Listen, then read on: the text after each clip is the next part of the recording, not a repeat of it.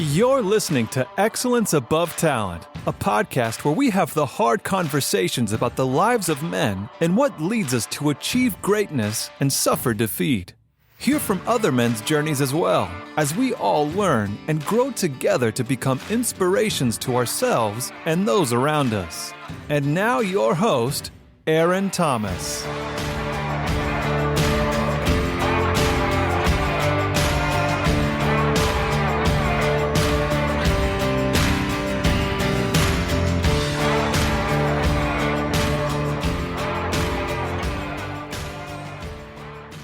What's up, my beautiful people? Aaron Thomas with Excellence Above Talent. Today's podcast, we're going to be talking about one aspect of manhood that I feel a lot of men want, but they have a hard time finding, and that's inner peace. So I know for a fact I have never felt a lot of peace in my life. And the only time I really ever felt true peace was when I was in Iraq, which I know is crazy to say, but that was truly the only time I have ever felt some level of peace in my life. The rest of the time, it's been a lot of overthinking, a lot of underthinking, a lot of insecurities, a lot of undealt trauma that I haven't dealt with in my life, and it just creates a level of a thought process that keeps you in a space where you really can't grow, and then you look to your surroundings and you start to blame them for the peace that isn't in your life, and no one can give you peace but yourself. Kind of want to go back. So when I was 19, when I was 18, I joined the Army. I went to basic training in Kentucky, that was a blast. And then there were two people out of a whole platoon of basic training recruits. Two people went to Iraq. Everybody else went to Germany. So before you enlist, they ask you what are your top 3 destinations for the Army, and I put Germany, Hawaii, and somewhere else. I thought that was pretty cool, and I guess the Army thought it would be funny to send me straight to Iraq out of basic. So it was me and my homeboy Cromwell. So right out of basic training, I went to Iraq. And I guess leading up to going into Iraq, there wasn't really a lot of inner peace that I had. I was dealing with a lot of, my mom and dad got divorced, and I questioned, was it me? So from the 5th grade on, there was just a lot of, did I create that? Is it my fault?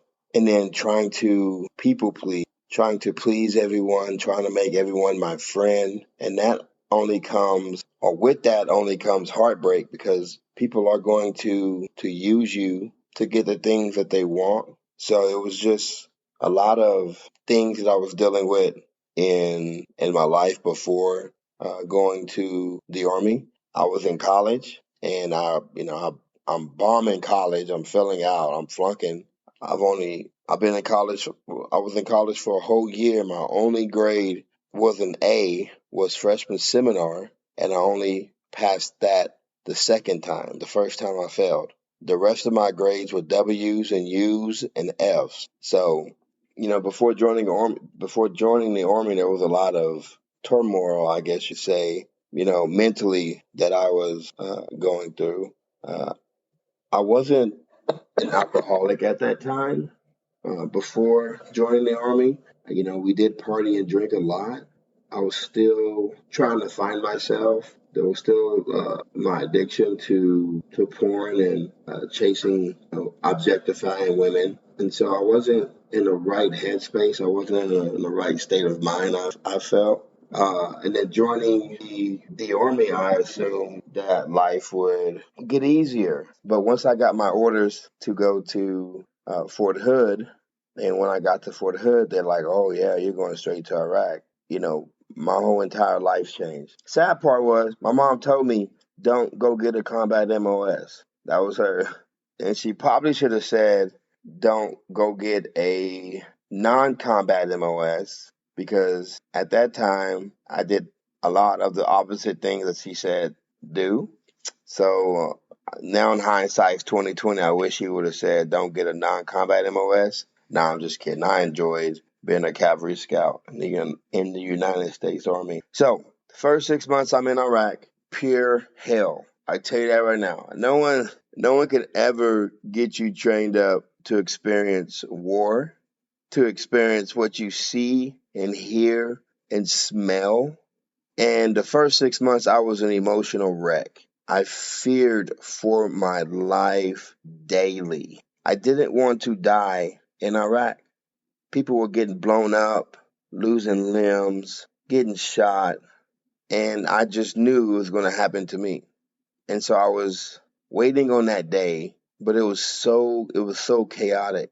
It was so chaotic. And then one day, my mom, I'm talking to her, and she's like, pray and ask God to give you the peace to, finish out your months in Iraq, and pray that He'll bring you back fully with no missing arms or legs or anything. And so I was on guard duty.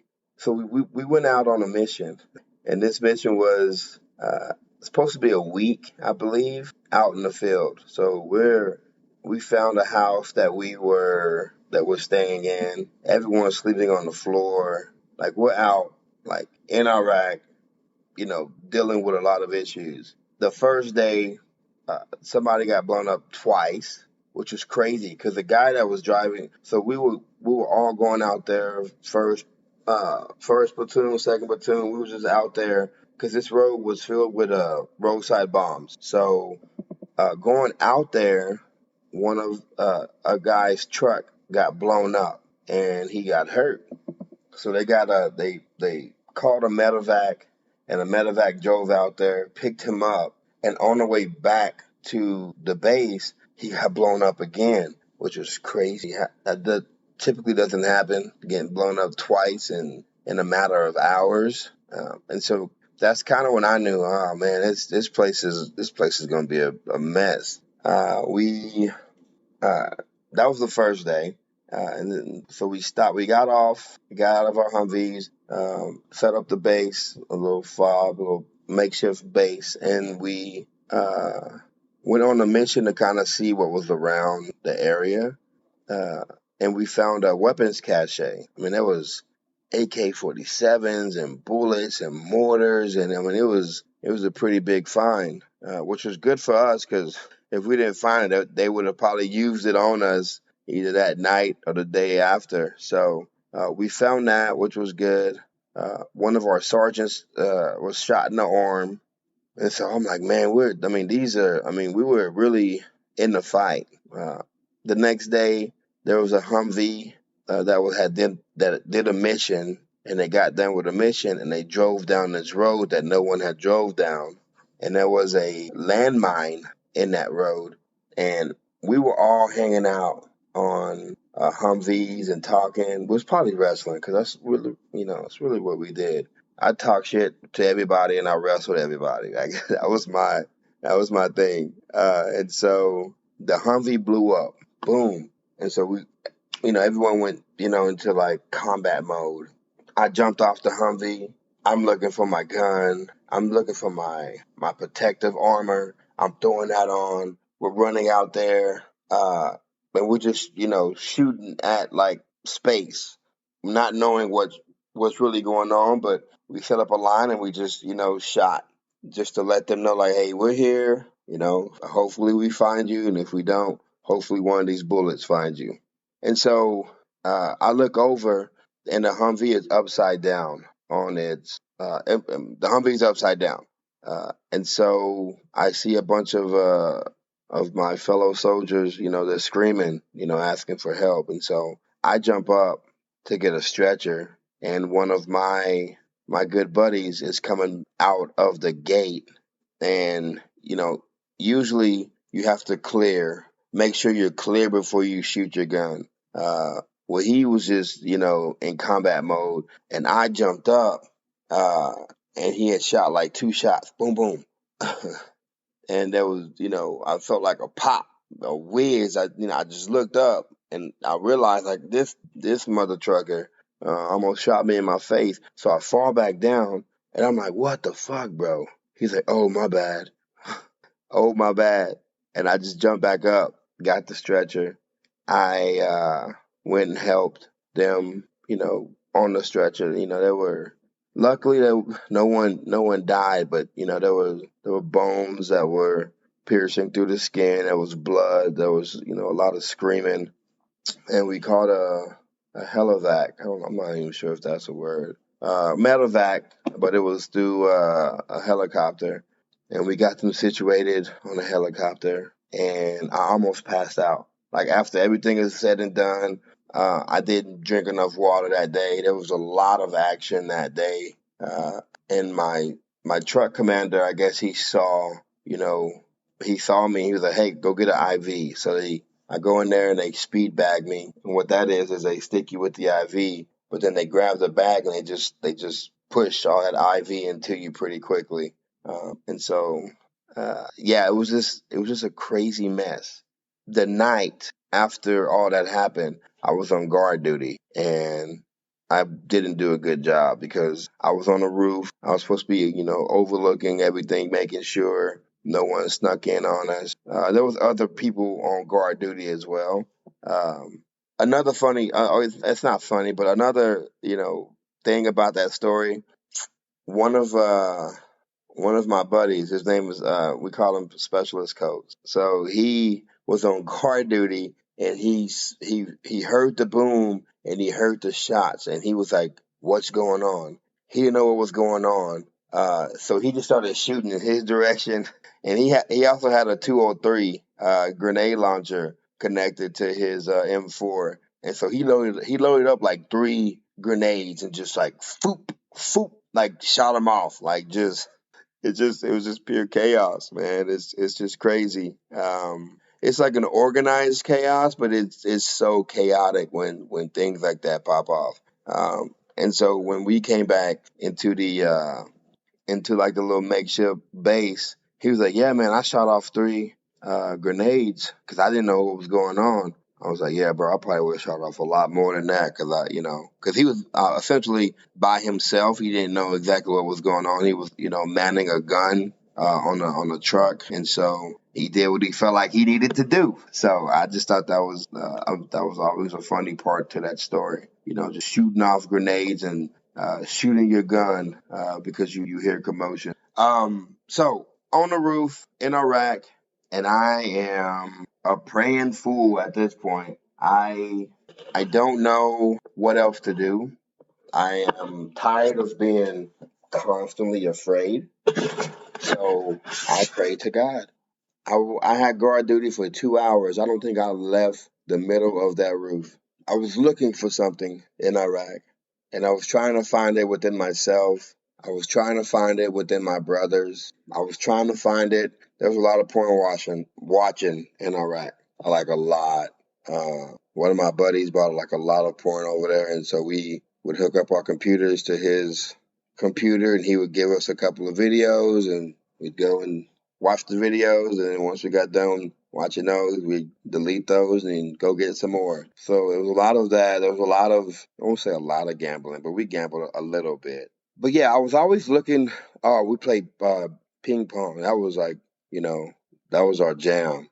We'd go out there, table tennis, ping pong, table tennis. We go out there and we talk trash to each other and play all night. So it was crazy. But I was looking for something and I wasn't finding it in anything that I was doing. I was looking for that peace in everything but a higher power. I was trying to do everything myself. And then I realized maybe I need to, my mom reminded me, that God is still there and I should probably reach out to him and ask him for peace of mind. And that's exactly what I did. On that roof, prayed. I prayed my butt off for 2 whole hours, asking God to give me peace, to not let me die here in Iraq, to come home with my arms and my legs intact. I did not want to die in Iraq. And up until that moment, all my thought process was, I'm going to die here in Iraq. Because of what I was seeing and the missions that we were going on, I was going to die in Iraq, was what my head was telling me. But on that roof, something crazy happened. I stopped putting all of my effort and attention on myself and other things and put it on a higher power. My higher power is God.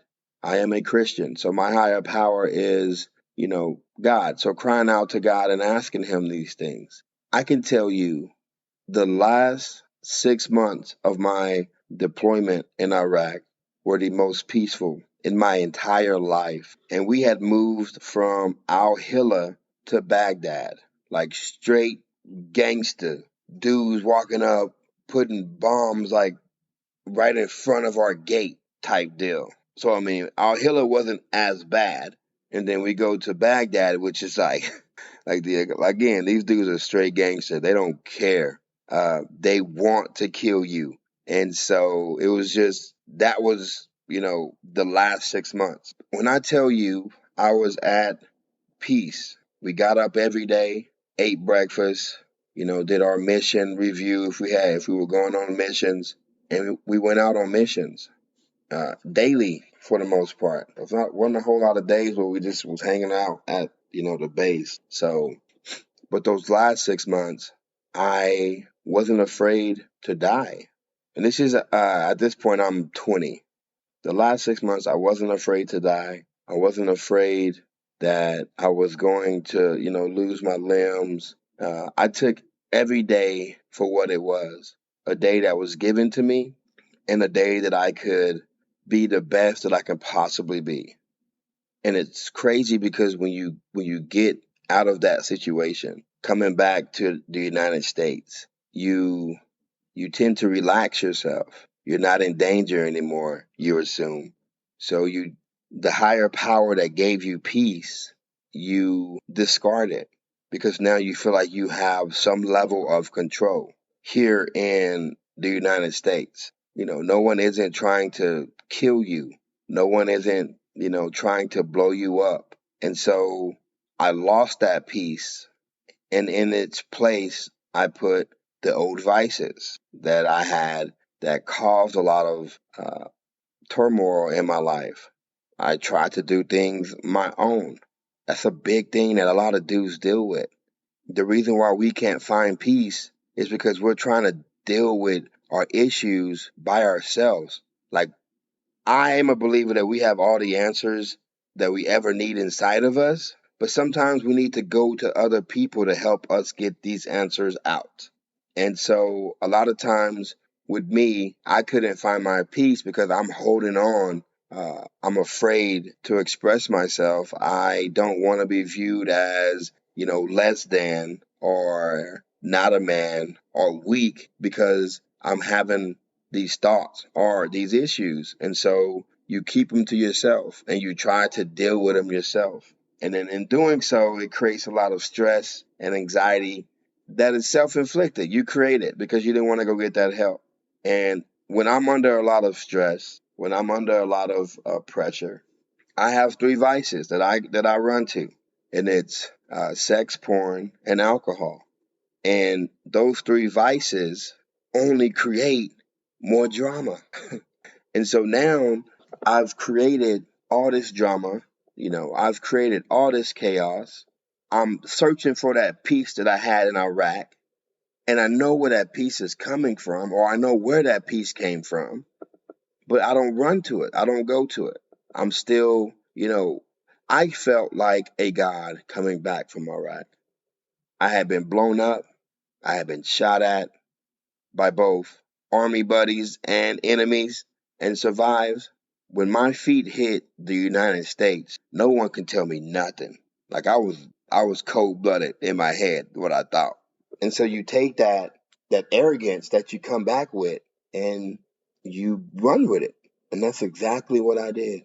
So couldn't find peace. Couldn't find peace because I'm trying to do it all myself. Couldn't find peace because there was a level of arrogance that no one could tell me anything. Couldn't find peace because I wasn't connecting to my higher power. Couldn't find peace because I'm running towards the things that only creates more drama and chaos in my life.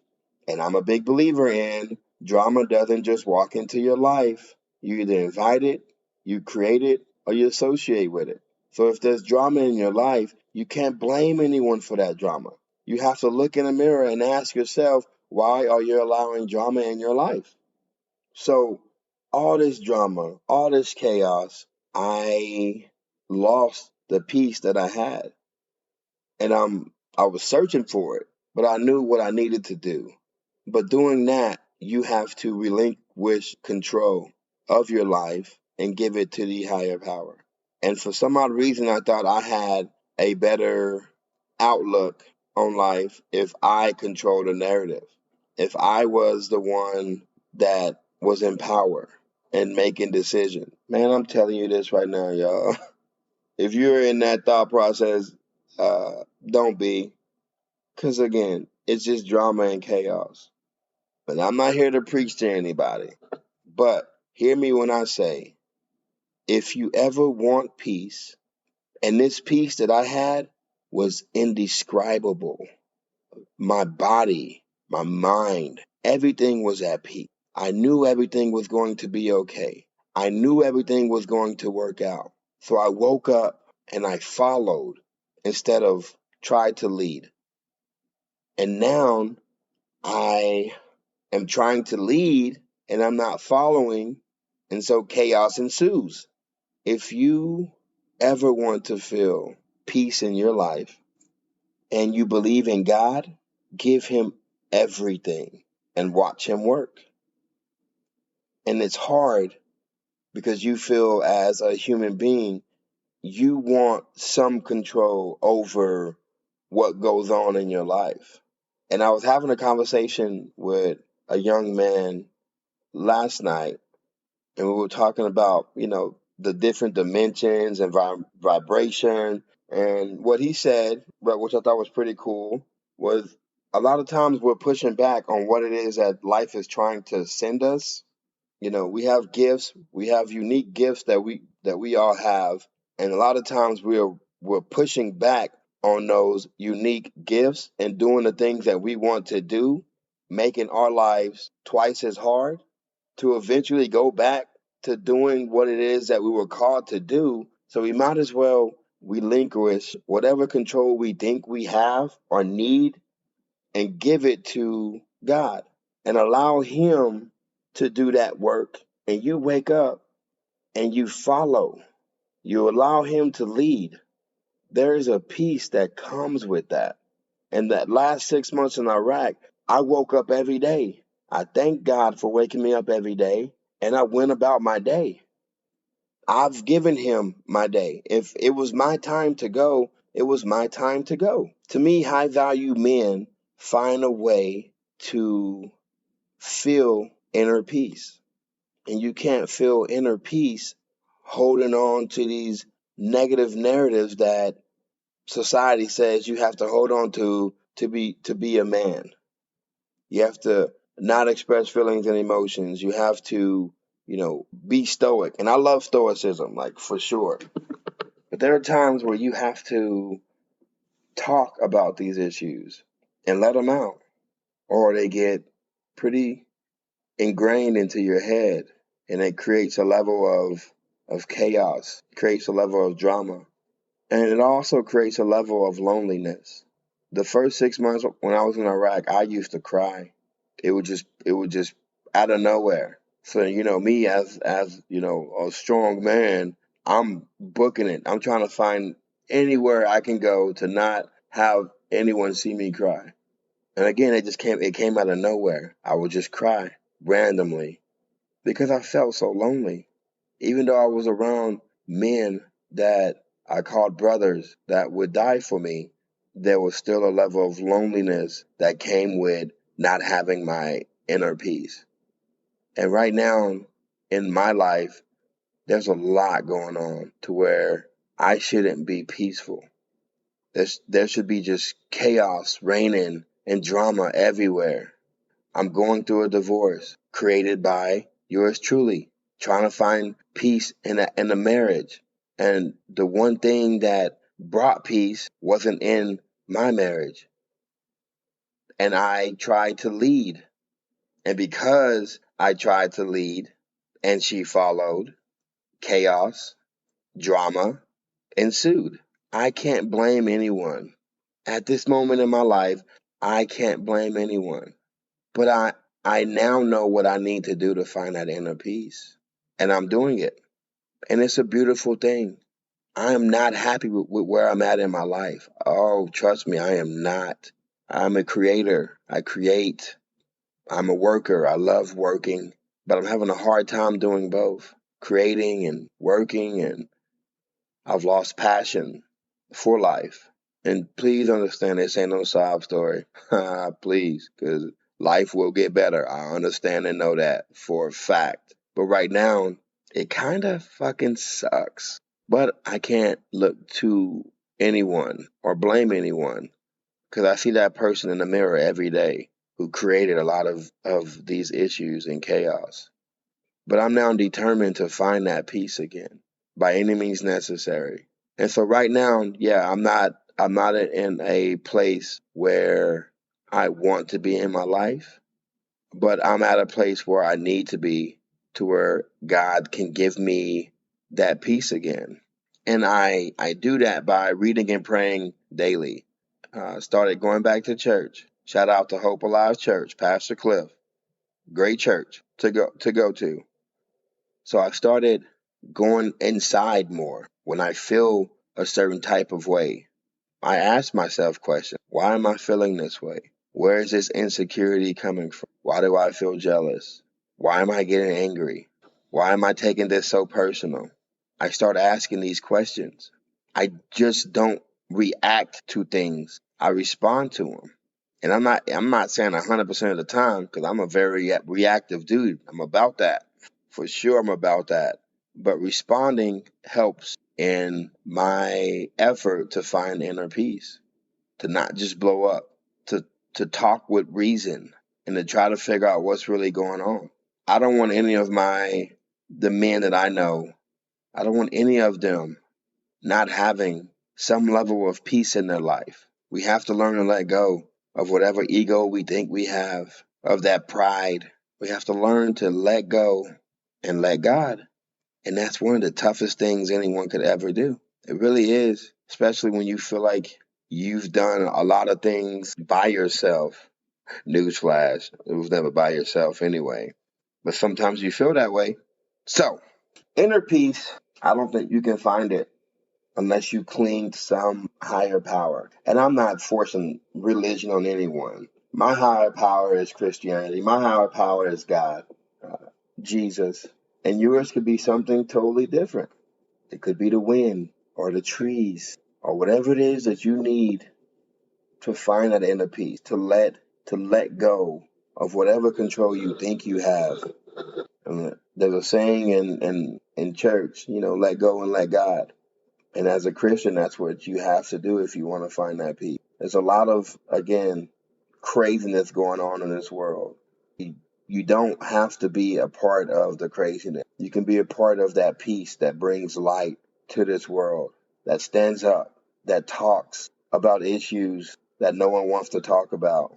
You can be that light. You can be that peace for yourself and for others. And for guys who are in a marriage, or maybe your marriage isn't working out the way you want it to work out, find peace.